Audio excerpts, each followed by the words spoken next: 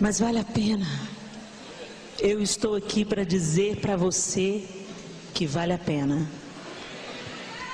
E quantas vezes forem necessárias, eu vou voltar para a roda.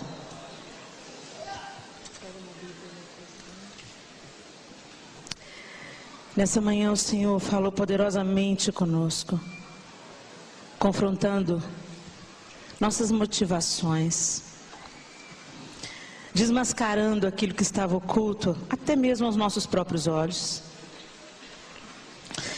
É tão fácil a gente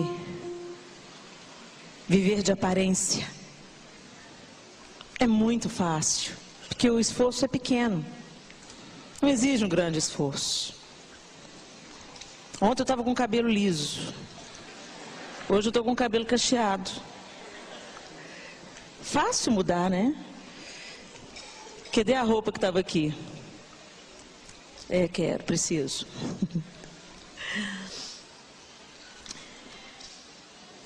E quando nós ouvimos, hoje pela manhã, aprendendo de todas as reformas que o rei Josias estabeleceu, inúteis reformas, no entanto, para mudar o interior das pessoas, para arrancar de dentro das pessoas 55 anos de uma visão equivocada, 55 anos de idolatria, de prostituição, de sacrifícios a ídolos. E o Senhor lançou luz nos quartos escuros do seu coração nessa manhã. E eu queria continuar na mesma linha do pastor Gustavo e chamar você à reflexão sobre o vaso. Mas antes de nós irmos no nosso texto de Jeremias 18, eu quero contar para vocês uma curiosidade. A invenção da cerâmica, ela transformou a história. Antes de existir a cerâmica, um oleiro criando recipientes, as pessoas não tinham como armazenar comida, não tinham como armazenar água, não tinham como transportar as coisas. Então a vida era essencialmente de subsistência. As pessoas viviam para o hoje, aqui e agora. E com o advento da cerâmica, então os grãos puderam ser armazenados para o inverno. A água podia ser transportada do leito do rio para dentro de casa, para suas diversas utilidades. O invento da cerâmica trouxe a civilização e trouxe também a formação de comunidades, porque as pessoas passaram a ficar mais fixos. Não precisava de ficar nômade, vamos comer aqui enquanto tiver comida. Acabou a comida, bora lá, pé na estrada. Não, porque agora tinha onde armazenar, plantar, mas tinha como colher e armazenar. Então a criação da cerâmica, ela trouxe uma transformação, assim como a criação do homem trouxe uma transformação aos dias anteriores de criação, né? Deus criou os céus, a terra, os mares e fez divisão da noite, do dia. Mas quando Deus pôs a mão no barro para criar o homem, uau, nasceu a civilização. E o detalhe é que quando a cerâmica foi inventada, o trabalho em barro foi inventado, não era como hoje, que hoje a gente tem objetos na nossa casa só para enfeite. Quantos aqui tem um objeto de cerâmica em casa, um pote, alguma coisa assim, que não usa para nada, só para enfeite? Ou então uma encher de papel e lixinhos e lápis, não é assim? Não tem onde colocar, a visita vai chegar, põe dentro do pote de cerâmica. Não é assim, gente? Eu sei, eu já fiz isso também, eu sei. Mas naquela época não, naquela época, os artefatos de barro, eles tinham uma utilidade. Eles não eram feitos só para enfeite, eles tinham uma utilidade. Mas além de terem uma utilidade, o oleiro ele tinha uma preocupação especial com a estética. Então, cada peça, era algo único, era uma pequena obra de arte. E Deus fez isso conosco também, né? Cada um de nós é único. Não tem repetição. A forma que te fez quebrou. Não é lindo isso? E quando a gente vê o oleiro modelando o barro, as impressões digitais dele vão ficando no barro. Mas o que pode estragar esse trabalho, como disse a Ana ontem, né? O vaso que é tão lindo que a tia do Gustavo fez, foi no forno, puff, estourou. Quando eu fiz alguns períodos na universidade, artes, e eu tive uma aula de cerâmica, e a professora fez exatamente isso que a Ana descreveu ontem. Pega o rolo, põe um bolo de cerâmica, abre a massa, e eu abri a massa. Agora você pega uma faquinha e vai talhando a massa, assim.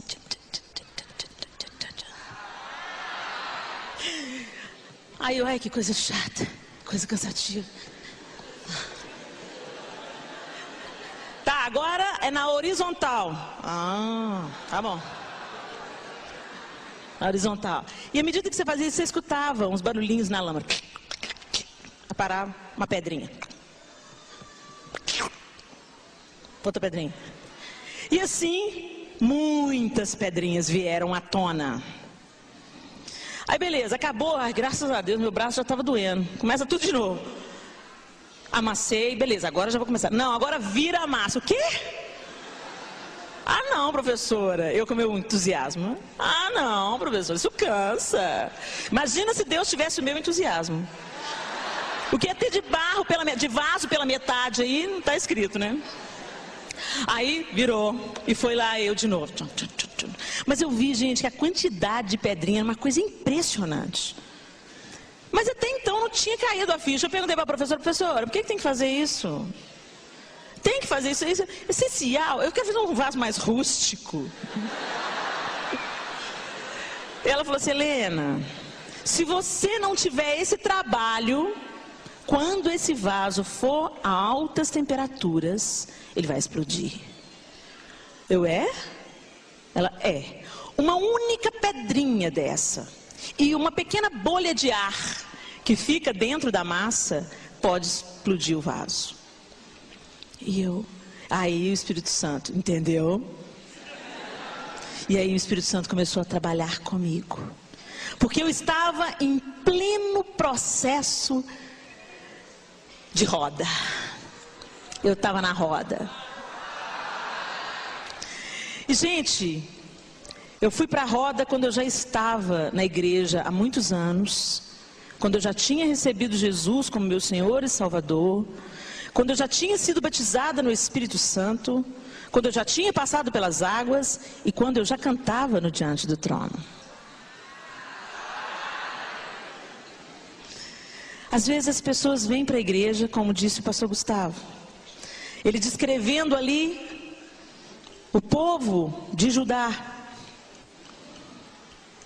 totalmente corrompido pelos 55 anos, muito mais de 55, né, nas alturas das reformas de Josias, já tinham avançado, eram 70 anos, 75 anos.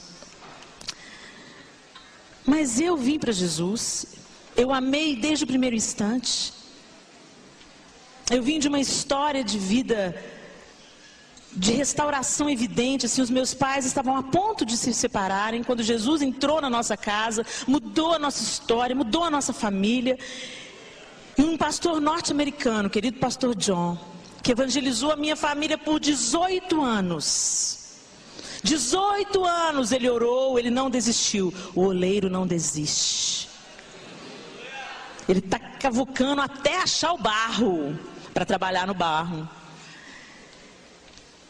E depois de 18 anos, O pastor John não ganhou apenas meu pai e a minha mãe, mas os 3 filhos que meu pai e minha mãe já tinham, eu e meus 2 irmãos mais velhos. E viemos para Jesus e fomos para uma igreja, não era Lagoinha, era minha querida igreja Peniel aqui em Belo Horizonte. E tivemos um tempo ali maravilhoso, e eu logo descobri que cantava, e comecei a cantar no coral, e fui para o teatro, colocar os dons a serviço de Deus. Aliás, foi na igreja que eu descobri que eu cantava, e muito bem, tudo isso foi acontecendo. Mas eu fiz só o lado de fora. O lado de fora é tão fácil de mudar.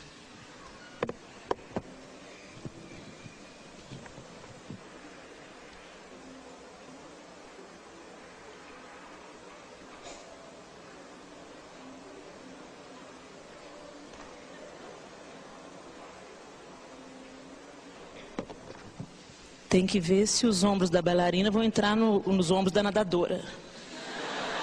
Mas eu só nado nas águas do Espírito, tá, gente? Muito bem, eu posso me vestir de uma aparência de santidade. Eu posso me ornar de uma falsa espiritualidade. E se você me olha da cintura para cima, mudou completamente. Menos de um minuto. Menos de um minuto. É fácil a gente mudar o exterior. Não leva tempo. É só você falar o que é certo. É só você usar a saia no comprimento certo. É só você deixar de cantar as músicas do mundo. A gente vai construindo a nossa casa sobre a areia. Eu me lembro que quando eu vim para a igreja, agora eu fiquei presa, hein? Obrigado, Soraya. Quando eu vim para a igreja, eu estava cantando, né? Eu na minha inocência, de 11 anos, cantando. Foi Deus que fez o céu. Pensa, tu cantando uma música de louvor, né? E aí, irmão da igreja, o que é isso? O quê? Tá cantando música do mundo? Eu, hã? Isso é música do mundo. E não pode cantar? Não. Você só canta música da igreja. Tá bom. Ok. Não foi o Espírito Santo que me disse isso. Não foi as minhas horas aos pés do Senhor que me disse isso. Não foi a minha Bíblia que me disse isso. Foi um outro ser humano como eu. Aí alguém cantou, alguns anos mais tarde, uma música do mundo perto de mim. Pessoal, não pode cantar essa música. É música do mundo. Como a gente vai reproduzindo as coisas sobre a areia. Vamos construindo sobre a areia. Aí a gente fala a gíria certa. Sangue de Jesus tem poder. Queima Jeová, amarra ele. Não é assim? A gente sabe falar o crentez, misericórdia. Você conhece um crente de longe. Ou não, né? Porque banalizou tanto o crentez, que hoje até quem não conhece Jesus fala misericórdia. Até as novelas falam, sangue de Jesus tem poder. Jesus, tem misericórdia de nós mesmos, Senhor, porque o negócio está estreito aqui para nós. E eu era assim. Mudei o exterior. Parei de falar palavrão. Passei a usar as roupas certas, pelo menos tentei. Falei, minhas falas passaram a ser as falas evangelicamente aceitáveis. Jamais cantei de novo música do mundo. E ainda tascava quem cantava música do mundo perto de mim. Oh, pecador!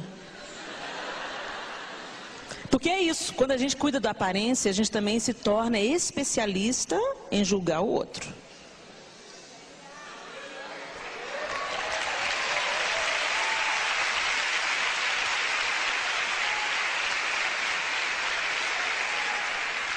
A gente julga tanto o outro, que eu me lembro, gente, olha que coisa, olha como nós vivemos numa atmosfera, num ambiente, onde a aparência é mais importante do que o ser. Eu tinha um celular Siemens, pequenininho, corporativo, diante do trono. Aquele pequenininho mais simples. Mas o bichinho funcionava, viu? Você resistiu bravamente a Clarinha, Miguel, Arthur e Sofia. Caía, funcionava, falava. Aí um dia uma amiga minha falou assim: Helena, você tá com esse celularzinho pobre? Eu, o que tem de errado com o meu celular? Ele fala, eu escuto, parabéns. Não, mas você é do Diante do Trono. Como é que é? Olha o glamour, Ana Paula. Passa a faca de madeira mesmo, Jesus. Tira o excesso. Pois aquele lá me acompanhou bravamente até que não resistiu mais e morreu. Aí o João me deu outro. Aí ele abria. Está comigo até hoje. Tem 4 anos.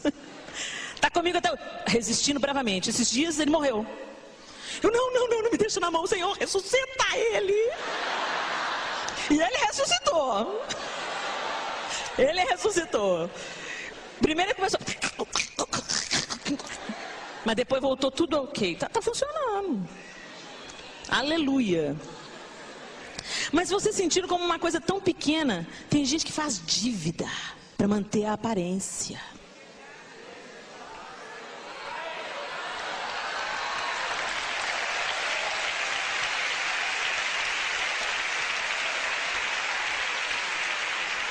Talvez você veio para esse congresso de cabeça quente, sem saber. Deixa que Jesus vai esfriar a cabeça dele, calma. Você veio de cabeça quente, fazendo a conta para comprar o almoço, e falando assim: meu Deus, a conta do cartão vai vencer. Jesus, eu vim aqui nesse congresso, libera a bênção. Toca no coração de alguém para me dar uma oferta, Jesus. A gente chama o Senhor para tentar consertar o que tem que ser quebrado na nossa vida. Como a Ana disse, por causa das rachaduras no vaso, tem a barrela. Mas tem coisa na nossa vida, gente, que não tem barrela que conserte, não. Tem que ir para a roda mesmo, para o martelo. Quebra, destrói, molha, encharca. Passa o rolo e a faca. E põe no centro e roda. E se quebrar, faz de novo. A gente vai tolerando algumas coisas, como se elas fossem normais, porque a gente deixou se conformar com este século. Entramos, ao invés de entrarmos na forma das mãos do oleiro, entramos na forma deste século. Nos conformamos a este século. Colocamos dentro da nossa casa. Nós estamos felizes com a nossa televisão de 13 polegadas. Até que a vizinha compra a LCD de 42. Aí você começa a infernizar o seu marido. O seu marido é um homem bom. Um homem que trabalha, que vive para a família. Mas você não ganha dinheiro suficiente? Porque a fulana tem... Eu vi o caminhão das Casas Bahia. Uma caixa, eu não vi a televisão, mas a caixa. Aí atormenta. E o outro vai lá fazer dívida, por causa da mulher, do vaso torto que ele tem em casa. O vaso todo estrupiado que ele tem em casa. E assim, a gente não. A gente fala assim: não vos conformeis com este século. O apóstolo Paulo falou: não vos conformeis, muito bem. Aí a gente fica assim: eu não me conformo. A gente senta para ver o jornal: não, eu não me conformo. Isso é uma injustiça. Isso é um problema. Não aceito isso. Não é isso não, gente. É não entrar na forma, não fazer as mesmas coisas que as pessoas no mundo fazem.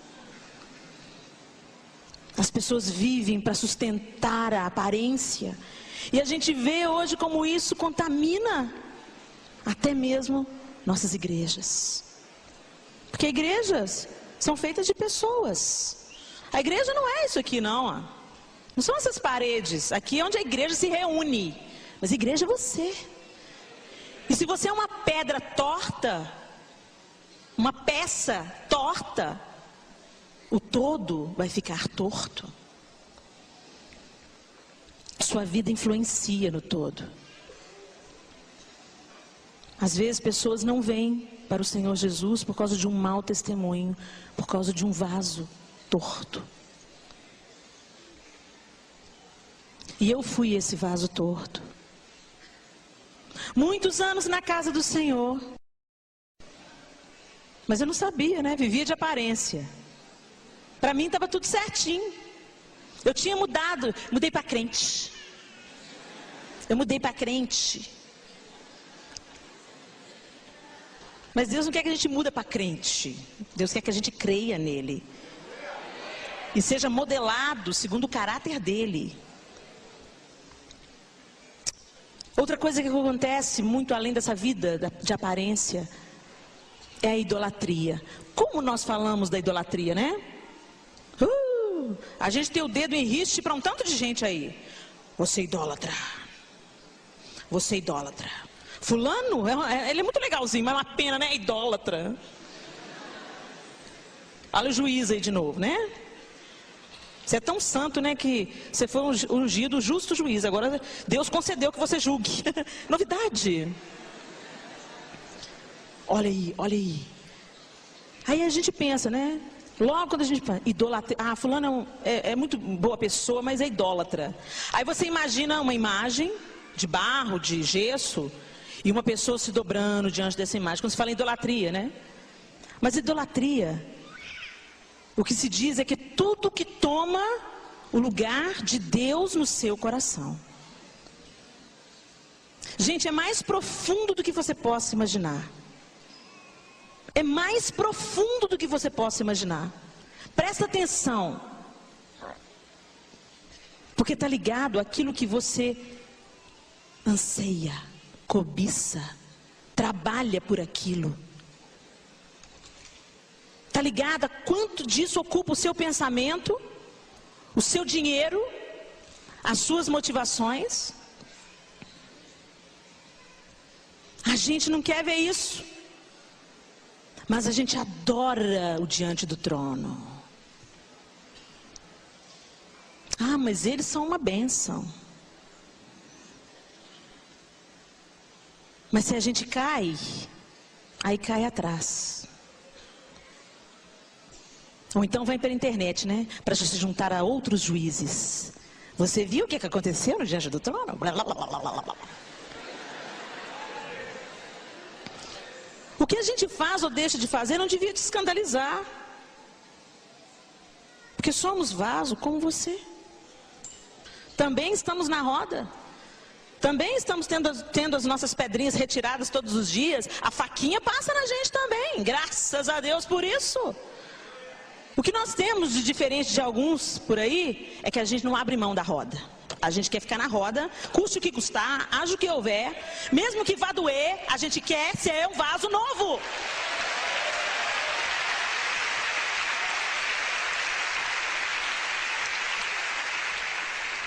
Agora, se a Ana Paula corta cabelo, então eu posso cortar também. Olha, Ana, cortei também. Oh, mas aquela história de inveja não tinha acabado?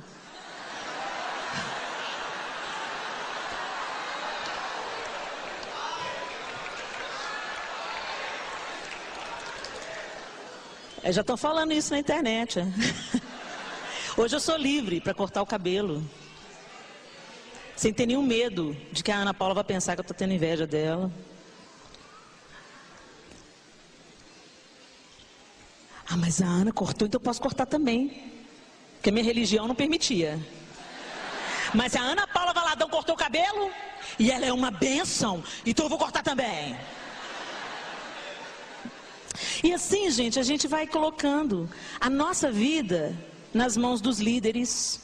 E olha que eu estou falando para você, líder, porque aqui, basicamente, nós temos maioria liderança aqui. Vamos ver, quantos aqui dentro ocupam algum cargo de liderança em suas igrejas? Ou você é líder de louvor, olha aí, olha. Pastores, ensinam na escola dominical, olha aí. E às vezes a gente gosta de ser ídolo, né? Né, líder? A gente gosta de mandar porque você tem que obedecer, porque eu sou seu líder.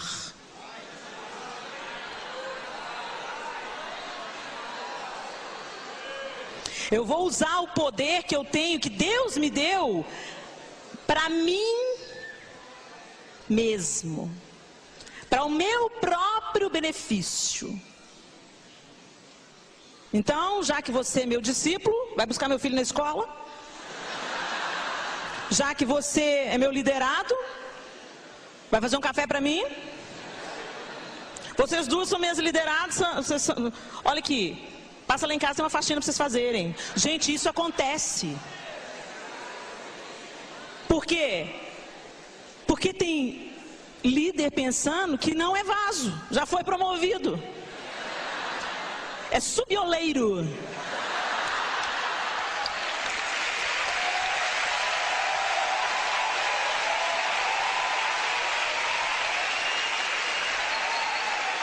Não existem subioleiros.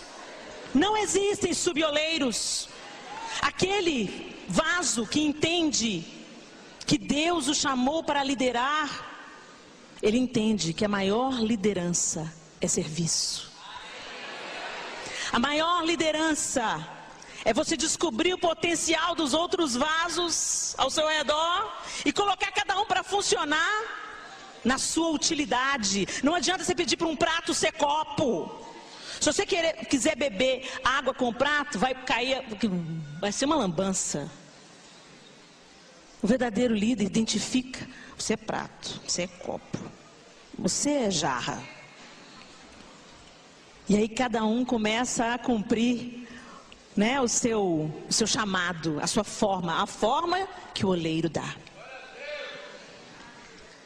Agora, falando um pouco mais do vaso que fui. Eu vou te contar, eu fui um vaso estragado, viu?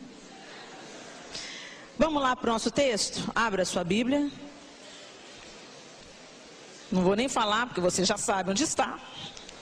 Para você que está em casa, ligou a televisão agora, é Jeremias, capítulo 18. Mas eu quero me firmar com você no verso 4. Como o vaso que o oleiro fazia de barro, se lhe estragou na mão, tornou a fazer dele outro vaso, segundo bem lhe pareceu. Eu fui o vaso, o Senhor me achou como barro,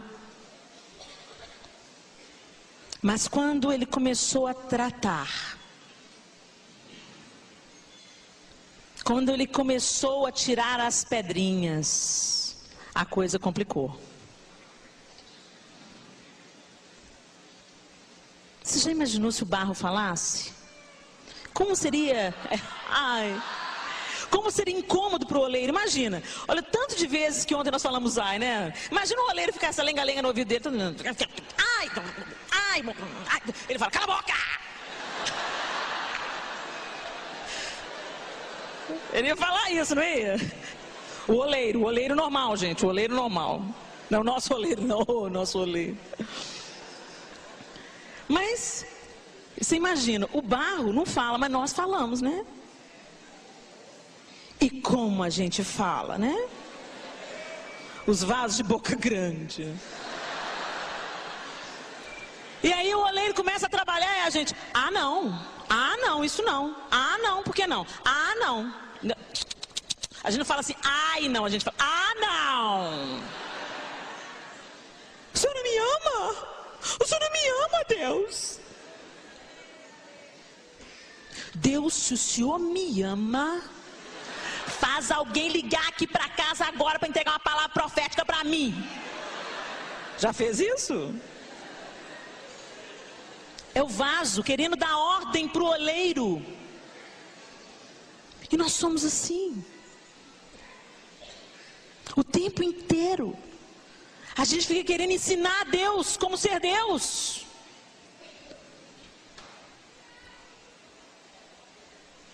Oh Deus, mas eu não queria desse jeito. Eu queria um assim, assado, assim. Eu queria um ministério, Senhor, que eu reunisse multidões. O Senhor me levou para pregar no hospital. Os 2 que eu preguei para eles morreram.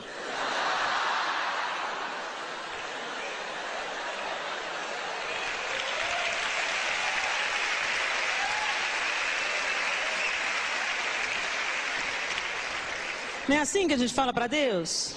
Oh Deus, eu quero um casamento, Senhor, manda. Aquela escolhida, aquela varoa valorosa. Aí acha a moça, gosta da moça, casa com a moça. Na segunda semana, eu vou comer lá em casa, estou com saudade da comida da mamãe. Você não pediu para Deus? Acostuma com o tempero dela, filho. Não, porque mamãe fazia assim, mamãe fazia assado. Deus, mas que mulher encrenqueira. Deus, mas que mulher gastadeira. Deus, aí a gente reclama para Deus. Oh Deus, me dá um carro. Senhor, mas eu sou cabeça, não sou cauda. Me dá uma BMW. Aí Deus dá, porque Deus faz o infinitamente mais, o impossível.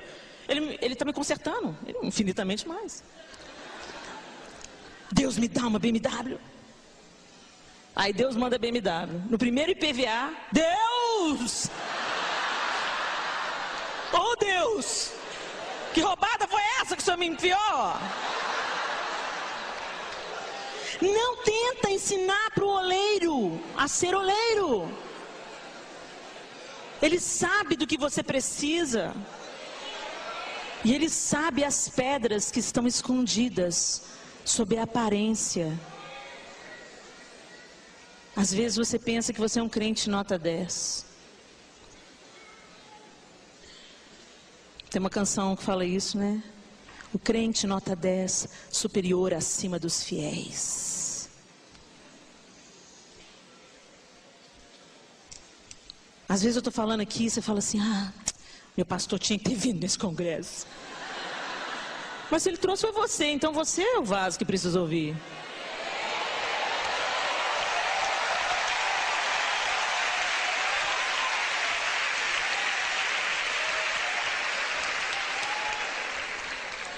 E eu era assim, eu achava que eu era perfeita. Eu achava que eu era muito crente. E que eu cantava pra caramba. E eu fui lá pro El Chamar. Chegou lá, tinha uma tal de Ana Paula Valadão cantando também. Ela não tinha assim uma grande voz, não. Mas fazer o quê, né? Ela era filha do pastor Márcio. Então o Robinho dava todos os solos pra ela. E eu ficava, né?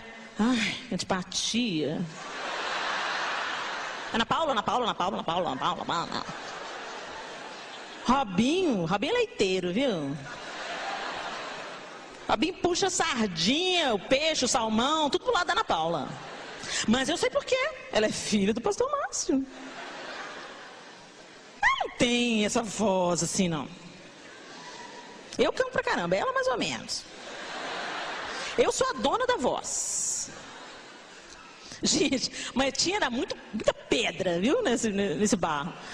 Aí eu falei assim, a Zenete era cascalho, né, Zenete? Não, cascalho a gente vê fácil, as suas eram miudinhas mesmo. As suas eram bem pequenininhas. Cascalho a gente já logo vê, né? A outra não tinha que ficar lá, ó, ficar vulcano. Né? Aí, eu morria de inveja da Ana Paula. Mas não, inveja não. Porque o crente que vive de aparência jamais vai admitir ter inveja. Você já sentiu isso quando alguém falou assim, você está com inveja? Eu não, na mesma hora. Sobe nos tamancos. Eu, inveja, não. Você está enganado. É justiça. E eu falava isso, é justiça. Não, porque outras pessoas têm que ter oportunidade de solo. Só porque ele é filho do pastor? Ah, não. E aí, Deus levou a Ana Paula para longe. Ai, meu. Eu que o diga, viu? Ai. Pela primeira vez. Agora é a segunda. A primeira vez ela tinha 17 anos, Ana. 18 anos, ela foi estudar nos Estados Unidos 1 ano. E aí, quando a Ana Paula foi retirada, e nós fomos tentar cantar os solos que ela cantava, ai,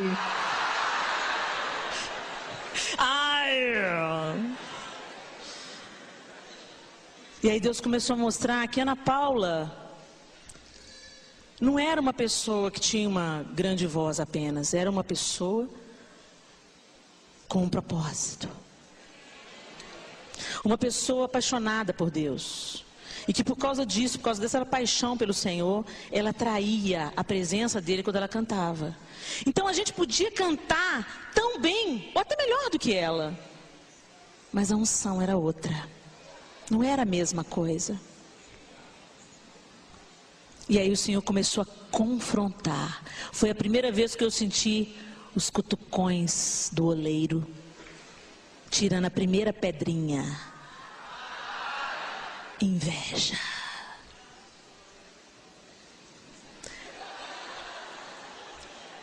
Olha aí mesmo, né? E a gente vai sustentando alguns pecados. A gente vai santificando alguns pecados. Não, a inveja santa. Não tem inveja santa.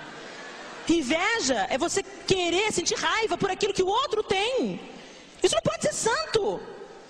O que o outro tem de bom te irrita. Isso não pode ser santo. Ciúmes não é zelo, é ciúme. Você não tem firmeza do seu papel, do seu chamado, de quem você é em Cristo. Então você fica com ciúme quando o outro é promovido, quando o outro é elogiado. Eu lembro uma vez que o Sérgio falou assim: fulana, além de cantar muito bem, toca violão. Me deu uma raiva da fulana. Mas me deu uma raiva. Aí na mesma hora a gente identifica a pedra, né? Ixi, achou mais uma. Vai embora, Olê, leva embora. Ai! Vai para o arrependimento. Mas isso acontece quando a gente está disposto a ficar na roda. Quando a gente está chamando pela mão do oleiro. Quando o Espírito Santo tem toda a liberdade para tocar uma sirene dentro de você. Quando uma pedra é descoberta. Mas a maioria de nós não quer esse sirene, não quer esse alarme. A gente quer continuar levando a vidinha que não confronta o nosso pecado. Eu tenho certeza que hoje tudo que o pastor Gustavo ilustrou aqui, jogou luz em trevas na sua vida e no seu coração.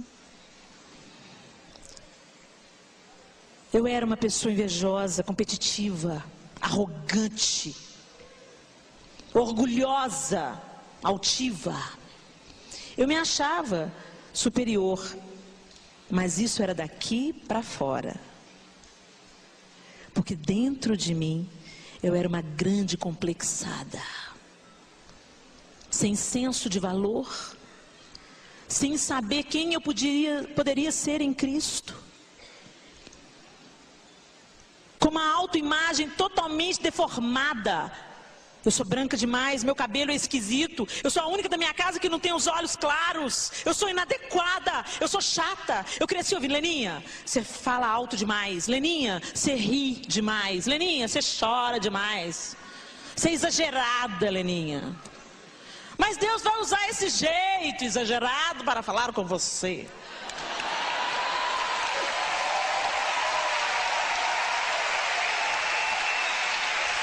Mas não é isso que o diabo quer que você acredite.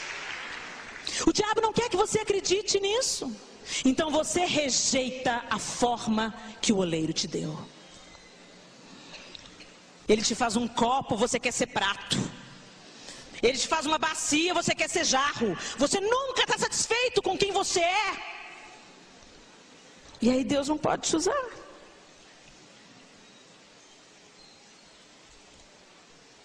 Quantos de vocês estão assim, brigando com a sua imagem, com o seu jeito?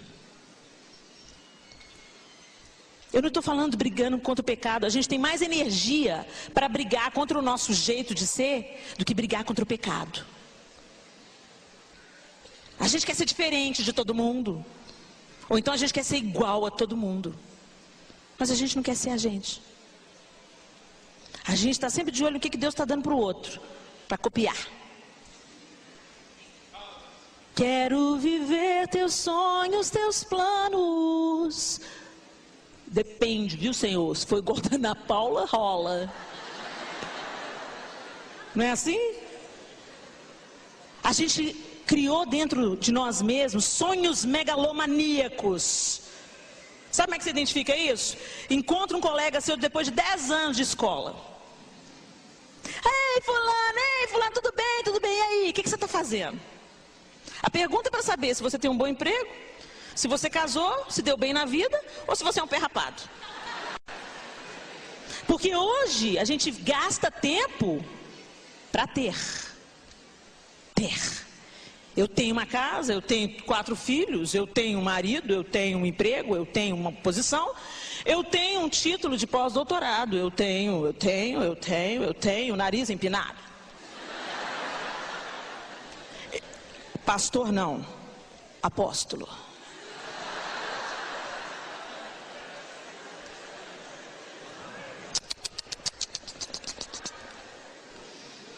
Aí a gente tira o nosso foco das coisas do mundo, camufla com uma capa de santidade e pensa que está fazendo a vontade de Deus e vivendo o reino de Deus. E a gente dá vazão para os nossos sonhos megalomaníacos, escondidos atrás da capa da santidade. Porque quando a gente está na igreja, a gente pensa que a gente já tem o aval de Deus. A gente pensa que Deus já está assinando embaixo de tudo que você fizer. A gente nem pergunta para ele, para quê? Vamos fazer o reino de Deus expandir. E de preferência que eu seja a estrela pop maior. Gente, eu sei do que eu estou falando, porque é isso que eu queria ser. Eu queria ser uma grande cantora. Eu queria ter aplausos. Eu queria tocar plateias com a minha voz e receber amor. Eu queria ter as pessoas gritando atrás de mim, Helena! Vou dizer uma coisa, a maior característica da minha mudança, não quero mais. Você fica, Helena! Jesus me ajuda, Jesus me esconde, Jesus tem misericórdia de mim, Jesus.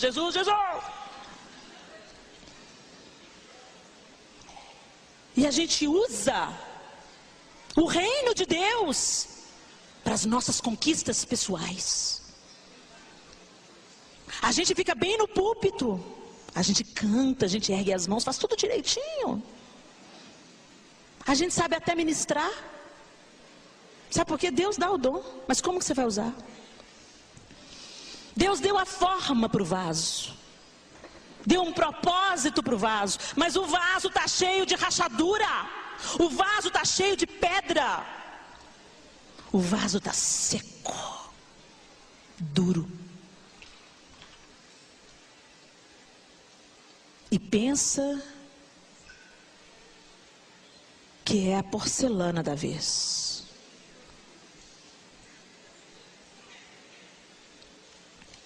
E o diabo continua financiando os sonhos de megalomania de falsos cristãos, ou de cristãos equivocados e enganados.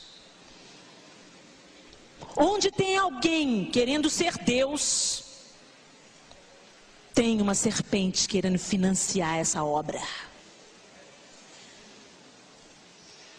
E com cara de obra de Deus. Quem é você?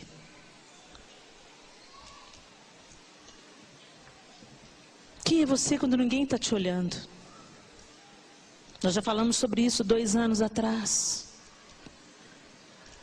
Quais são suas pedrinhas, suas rachaduras?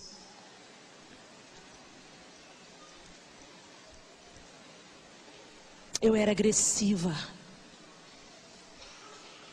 Eu era bicuda. Chamava minha atenção a tromba e ia lá na frente.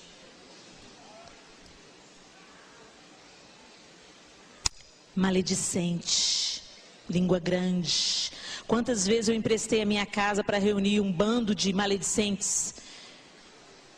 E fritamos alguns amigos a alho e óleo.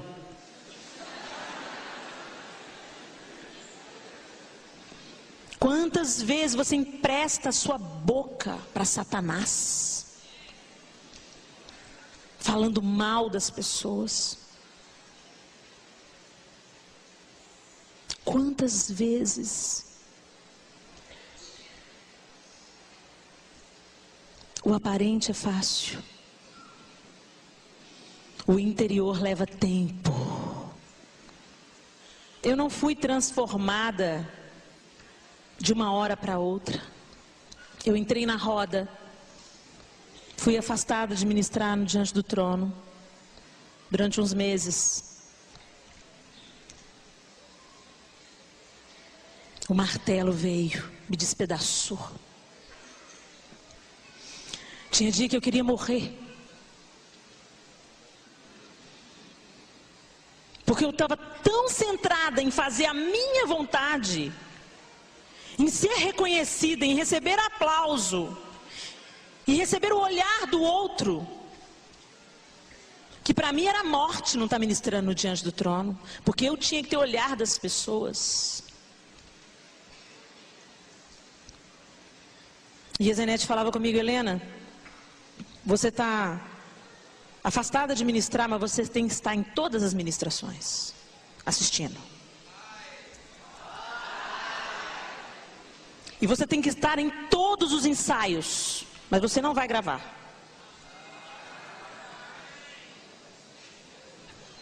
Aí eu apareci no primeiro ensaio, depois de ser suspensa, trazendo um pavê de maracujá, que eu sabia fazer muito bem. Olha, gente, trouxe um pavê. Me ame, me ame, me ame, me ame, me ame, me ame, me ame. Olha eu aqui, olha eu aqui, olha eu aqui. O Zenete chegou pra mim: Helena, por que você trouxe pavê? O Zenete é um martelo bom, viu? Um martelo bom. Para que você trouxe esse pavê, Helena? Qual é a motivação por trás desse pavê?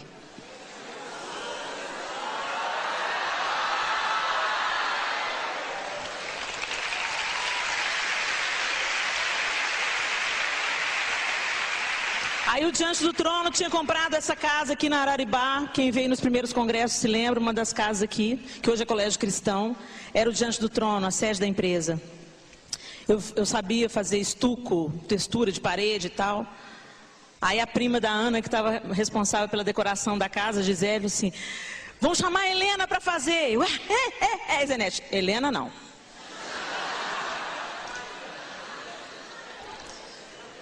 A mão do oleiro estava pressionando. Às vezes você espera que o próprio Deus, você sente a mão de Deus, mas Deus vai usar o outro para te modelar. Deus vai usar o seu líder, o seu pastor, o seu companheiro de ministério. É aquele mesmo que pega no seu pé. É aquele que você pensa que não canta tanto assim, você canta muito mais. Mas Deus vai usar ele para mostrar como é que você está podre. Como Deus usou os meus companheiros para me mostrar o tanto que eu estava podre.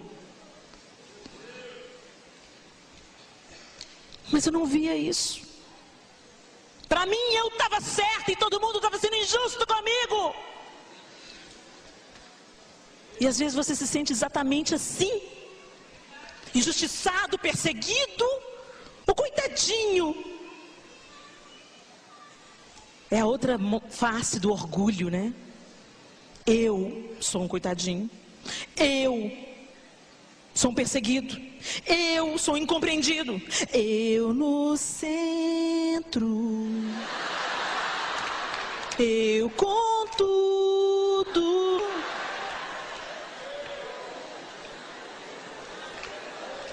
Você já parou para pensar que você é tão perseguido, que você é tão incompreendido, porque a rachadura está em você e não nos outros? Porque quando a perseguição é feita, e nós vamos passar perseguições, quando você é realmente incompreendido, quando você realmente é rejeitado, mas você está no centro da vontade de Deus, e com as mãos do oleiro sobre você te assinando, você tem aquela sensação de fazer o quê? Glória a Deus, eu estou cumprindo a vontade do meu mestre. Te dá um gozo, uma alegria. Você não se sente o coitadinho. Caco de telhas. Às vezes você se sente coitadinho, mas você é o problema. Você pensa que o seu ministério está sendo perseguido? Já parou para perguntar se é o ministério que Deus quer para você? Porque às vezes você se apropriou de alguma coisa pensando que é o chamado de Deus para você, mas é... Eu vou te perguntar igual a Zanete, qual é a motivação por trás desse ministério? Qual é a motivação por trás do CD? Qual é a motivação por trás da dança? Qual é a motivação por trás da viagem, da ministração? Qual é a motivação? Tem gente fazendo do evangelho um meio de ganhar a vida.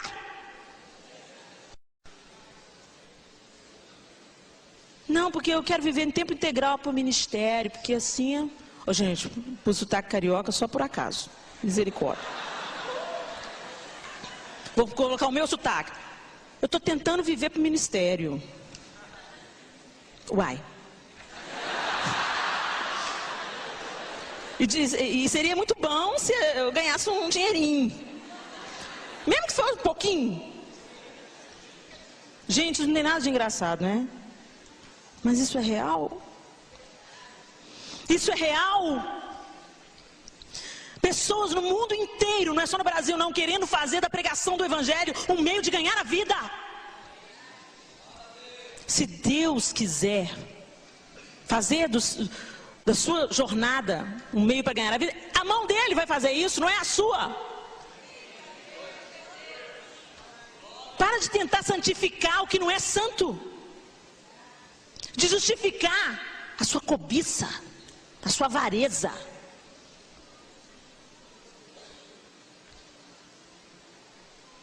Deixa o oleiro pôr a mão em você e arrancar essas coisas que o mundo avalizou, que o mundo falou que pode. Não tem nada de errado nisso, não tem nada de errado nisso, não é pecado.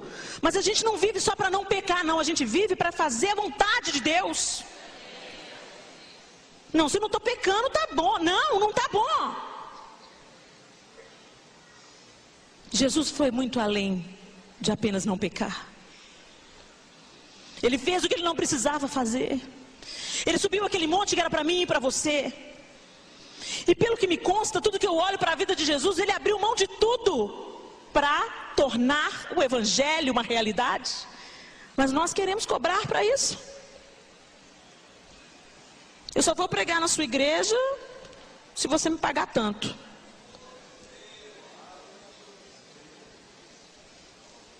Desculpa, eu estou incomodando muita gente.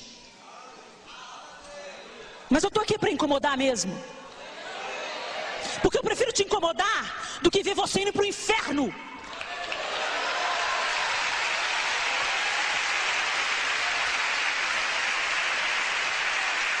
Eu prefiro te incomodar. Eu prefiro ser desconfortável para você, persona não grata. Mas para abrir os seus olhos, é isso que o Senhor tem para você? É isso que Ele quer para você? Qual é a motivação por trás das suas atitudes? Por trás do seu cristianismo? Você ama o outro? Você faz pelo outro? Você dá a túnica e também a capa? Você anda a primeira e a segunda milha? Quando te bate numa face, você dá a outra? O evangelho não mudou? Nós mudamos, nós nos adequamos a esse mundo, mas o evangelho de Jesus Cristo não mudou. Ele deu a vida dele até a última gota. Ele deu, ele deu, ele deu, ele deu. E a gente vem para Cristo querendo receber, receber, receber, receber.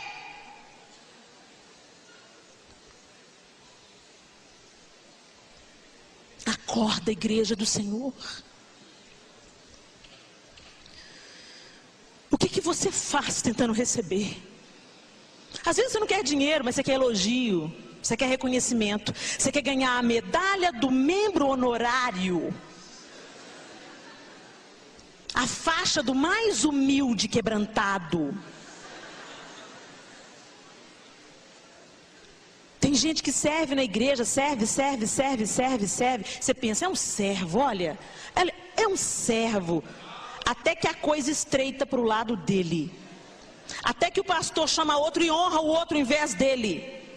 Aí jogou a casa no chão. Eu sirvo nessa igreja há 300 anos e o pastor nunca me deu nada. Nem um muito obrigada. Então você não serviu coisíssima nenhuma. Sua motivação estava totalmente errada e torta. A rachadura estava evidente no vaso. Não tem nada que conserte isso, a não ser a mão do oleiro. Olhe para dentro de você nessa tarde. Às vezes você veio aqui tentando buscar uma solução para o seu ministério caótico. Aí eu vou lá porque eu preciso pegar uma palavra de Deus, porque meus liderados estão me dando problema demais.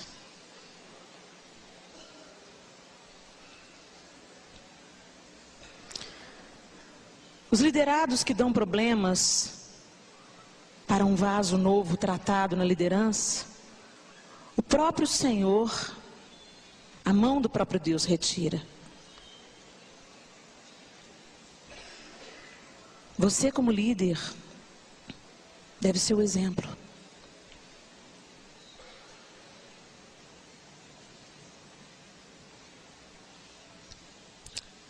E depois de ter confessado para Ana o meu pecado de inveja, depois de Deus ter começado a fazer a obra nesse vaso aqui, a Ana me chamou para entrar no diante do trono. Isso é estar alinhada com o oleiro, né? Porque foi o amor de Deus, através da Ana, que começou a me curar. Quando ela me convidou, eu falei assim, não, vocês estão querendo chamar o João, né?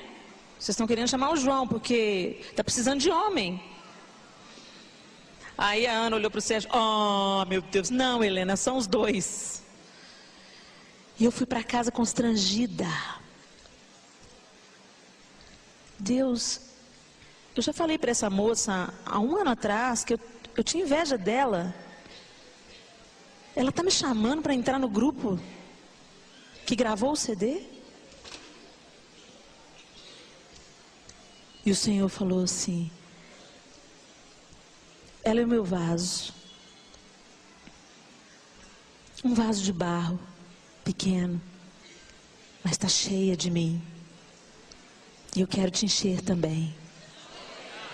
Deixa o meu amor te curar, Helena.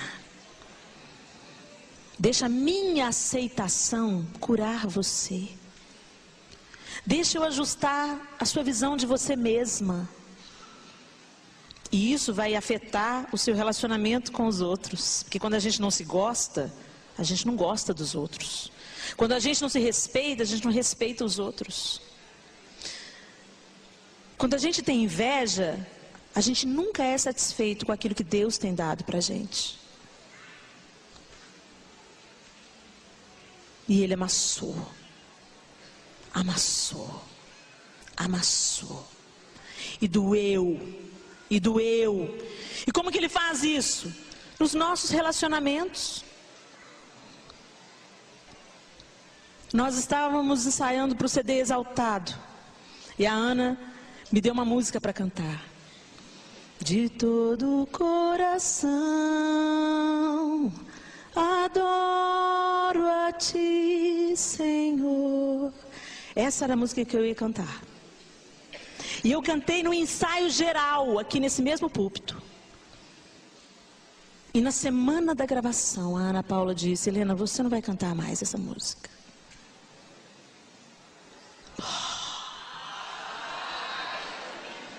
Não parou por aí, não. Helena, a gente queria que você testasse. A tua luz acendeu meu coração. Eu pude ver. Aí eu cantei aqui no domingo na igreja, eu e a Ana fazendo um dueto. E foi uma bênção, né, Ana? A presença de Deus encheu a casa. E naquela mesma semana a Ana me disse, Helena, você não vai cantar essa música.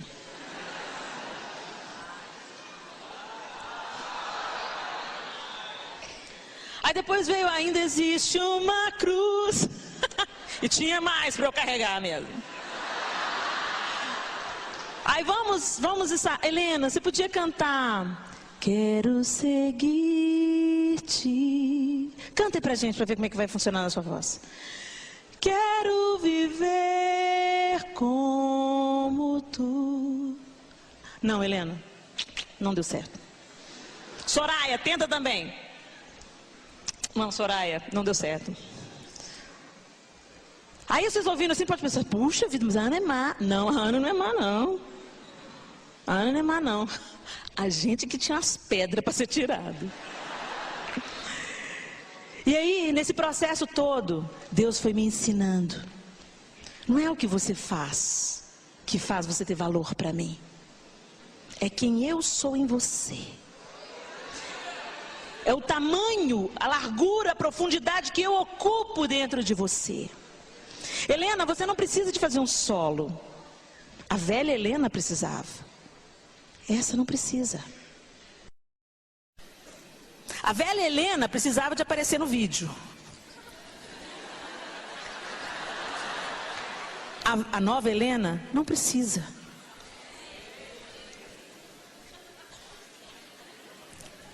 Viver os sonhos de Deus para nós é o lugar mais maravilhoso que existe. Porque o inesperado acontece. Deus usa você para fazer coisas que você nunca imaginaria e que ninguém precisa ver. Isso é que é legal. Não precisa de ter o aplauso do outro, o muito bem do outro. Que sucesso! Não precisa. E a Zenete sabe do que eu estou falando, né, Zenete? Quantos seminários de intercessão. Quantas vidas nós vimos Deus restaurando, libertando, curando, através da minha história. Não é algo que eu poderia produzir com meu esforço. Não é algo que eu possa fazer. É algo que o oleiro faz. Às vezes você está arrasado. Veio para esse congresso arrasado. Porque as portas estão se fechando para você. Tudo que você sonhava está desmoronando. Deixa desmoronar. Deixa desmoronar, porque o que essa mão faz, o que a mão do oleiro faz, ninguém derruba, nada destrói. Ninguém te rouba. O que a mão do oleiro faz é estabelecido. O instrumento que o oleiro molda tem utilidade e beleza. Nós não somos nem enfeites apenas, e nem úteis apenas. Deus levanta a nossa vida como um testemunho de frutificação, para mostrar para você que tem jeito, que Ele quer fazer em você também, porque Ele não tem filhos prediletos. Solta. Está desmoronando? Deixa desmoronar. Deixa a mão do oleiro quebrar.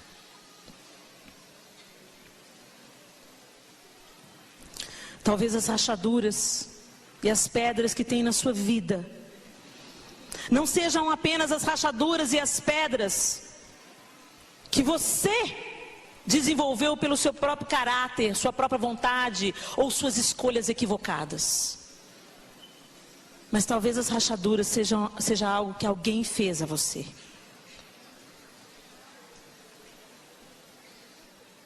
Eu fui molestada sexualmente dos 2 anos de idade até aproximadamente os 11 anos de idade. Eu me sentia lixo. Eu me sentia culpada.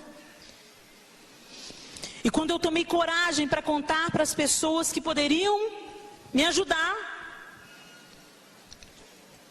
eles não acreditaram. Aquilo causou uma dor tão grande em mim. E isso afetou todos os meus relacionamentos. Eu não confiava nas pessoas. Eu achava que eu não era digna de me casar. Eu achava que eu não era digna de ter uma família. E às vezes você veio para esse congresso com esse tipo de rachadura.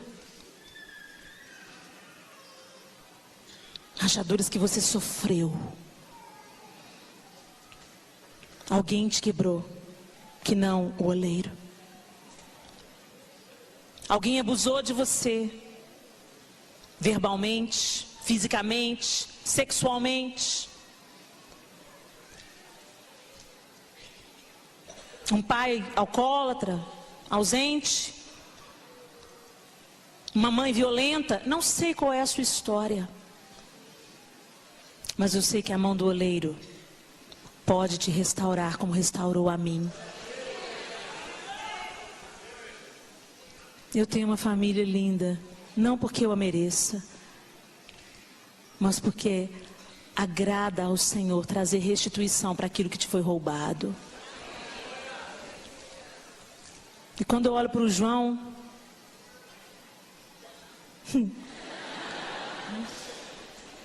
o João é tão precioso.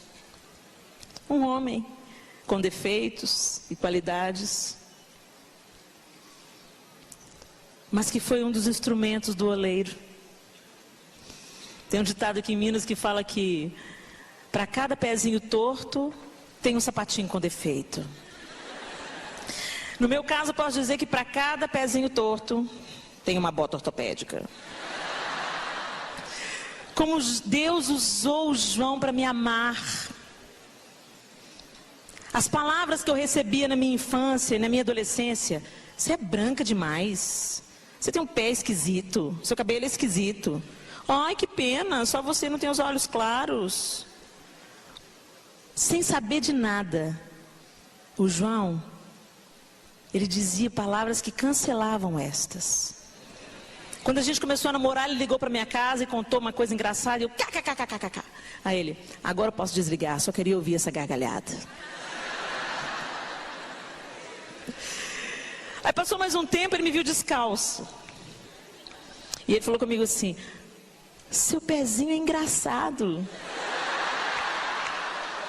Parece pé de bailarina.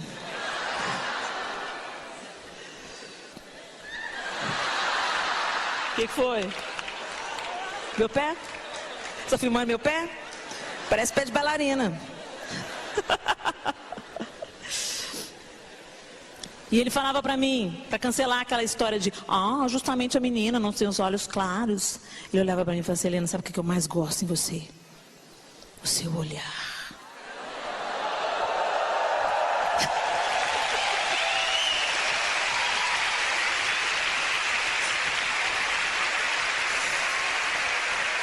E sem ele perceber,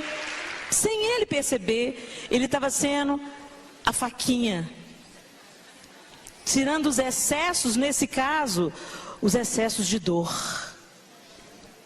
Porque também tem essa faquinha, viu, gente?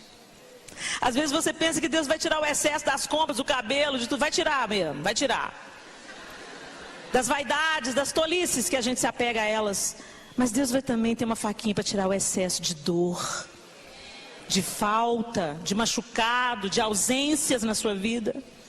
Ele vai prover, ele vai mexer.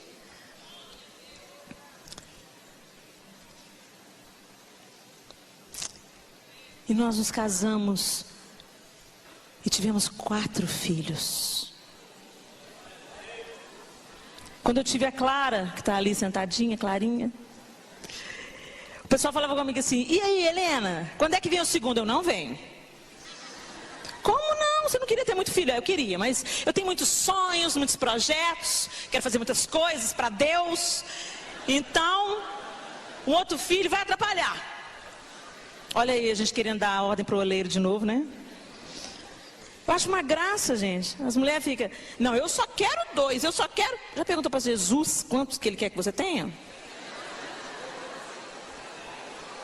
O vaso, né? O vaso dando ordem. Olha, Senhor, eu quero ser um vaso magrinho. Então só 2 filhos tá bom. Aí eu falei em voz alta, né? Para minha felicidade eu falei em voz alta: olha, eu sou egoísta demais para ter mais de um filho. Aí o Espírito Santo É por isso que eu vou te dar 4, para você aprender a ser gente.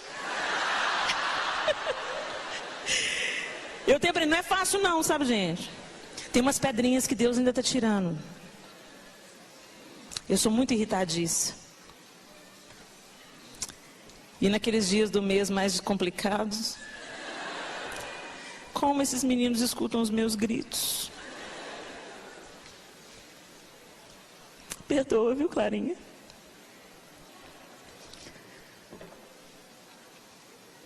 A gente também tem coisas para serem niveladas, separadas. Vez por outra a gente tem que voltar, porque o Senhor, o oleiro vai usando, vai usando, vai usando, vai usando, vai usando. E aí aquele instrumento vai se desgastando. E aí ele tem que voltar com a gente para a olaria. E começar todo o processo de novo. Quebrar, pôr na água e vamos lá. Mas o que vale a pena é que cada vez que o processo se repete, a cura vai se consolidando. Vem mais cura, vem mais libertação. E aí Deus pode te usar mais. Aí Ele usa, vai gastando. Volta para a olaria. E começa tudo de novo. Até o dia que Ele olhar para mim e falar: Helena, vaso de honra, agora eu quero você para a minha prateleira, para enfeitar a minha vida somente. E eu quero que esse dia chegue quando eu já tiver passado por todos os processos de olaria, eu tiver sido bem gasta naquilo que expande o reino de Deus, naquilo que traz cura, traz libertação, traz salvação. Aí eu vou para a cristaleira do Mestre. E você? Para onde vai? Feche os seus olhos.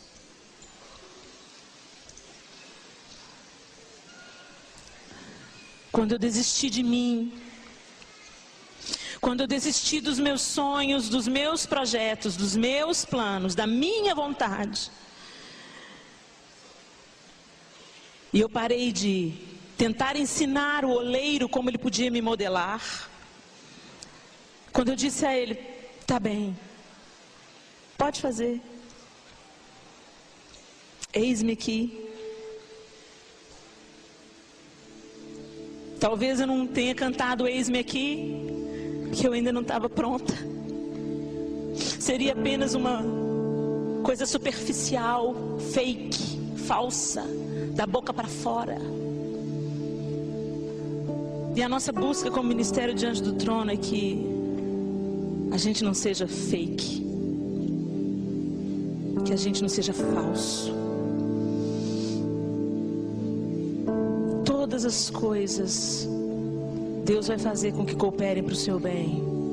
Valeu a pena não ter cantado os solos que eu ensaiei, porque eles me ensinaram muito mais do que se eu os tivesse cantado. Valeu a pena ter o Miguel, o Arthur e a Sofia, além da Clara, porque eles são a maior fonte de inspiração que eu tenho. Valeu a pena permanecer quando a Isenete dava duras ordens. Valeu a pena acreditar que Deus estava naquele processo.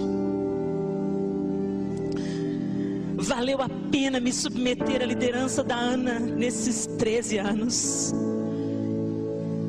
E se eu pudesse voltar atrás, eu faria tudo de novo.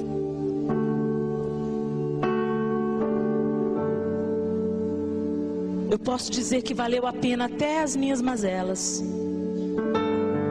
Porque hoje eu posso dizer para você que foi molestado sexualmente, que está me assistindo agora pela televisão, ou você que foi molestado sexualmente, que está aqui nessa tarde,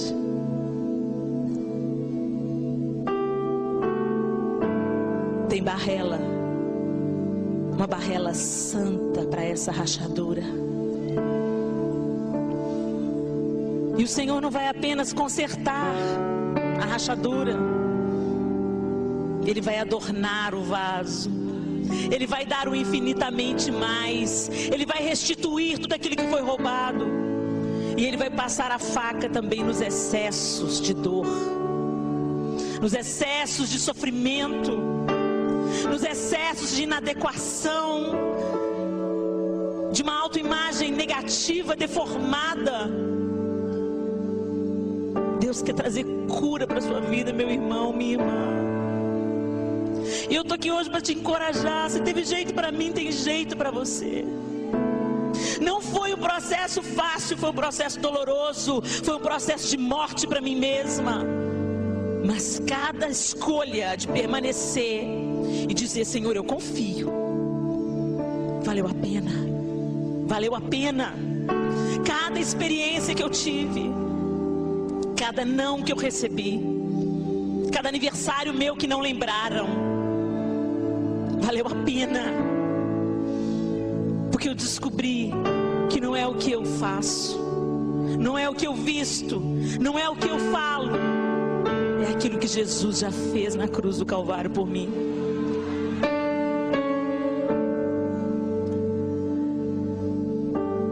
Ah, Deus, eis-nos aqui, Senhor.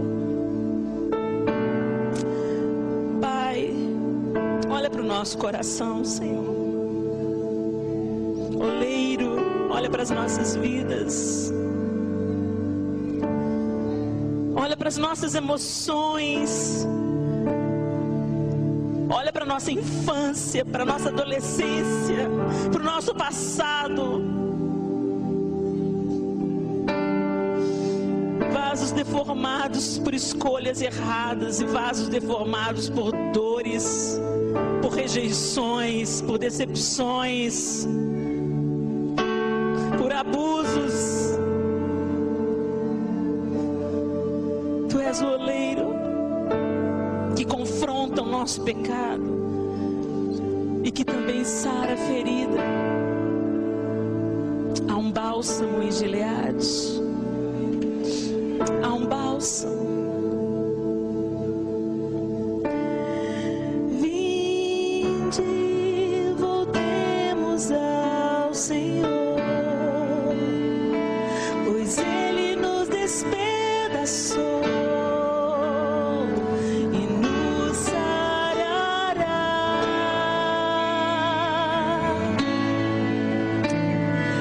Fez a ferida e a ligará, nos revigorará e viveremos diante dele.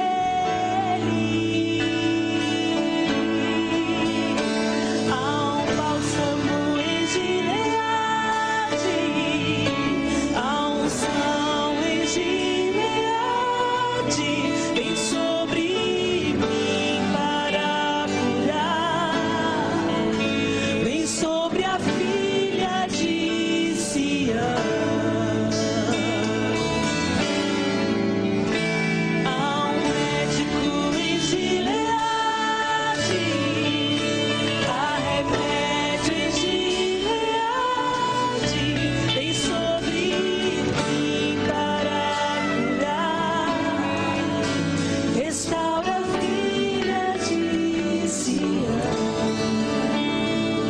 Você pode ficar em pé no seu lugar e cantar essa canção.